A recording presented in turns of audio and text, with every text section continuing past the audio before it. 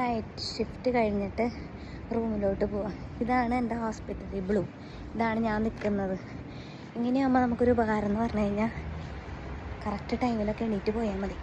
അതെനിക്ക് വളരെ ഇഷ്ടം. അപ്പോൾ എനിക്കൊരു പാക്കറ്റ് വന്നിട്ടുണ്ട്. ഇവിടെ നിന്ന് ഇത് എടുത്തിട്ട് പോകാൻ നമുക്കൊന്ന് വെച്ച്.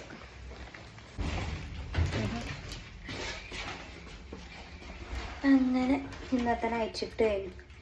ഇവിടെ നൈറ്റ് ഷിഫ്റ്റിൽ നമ്മൾ ആദ്യമൊക്കെ വരുമ്പോൾ ആരെങ്കിലുമൊക്കെ ഒപ്പം ഉണ്ടാവും. ഇതൊക്കെ നമ്മളെ തനിച്ചിടും. അപ്പോൾ നിങ്ങൾ ചിന്തിക്കും, ദൈവമേ ഈ ലാംഗ്വേജ് വെച്ചിട്ട് എങ്ങനെ സംസാരിക്കാനൊക്കെ ഇടയ്ക്ക് പാടായിരിക്കും. ഇല്ലെന്ന് ഞാൻ ഭയങ്കര സൂപ്പറാന്ന് ഞാൻ പറയുന്നില്ല. കിടക്കാം, നല്ല ബുദ്ധിയാണ്.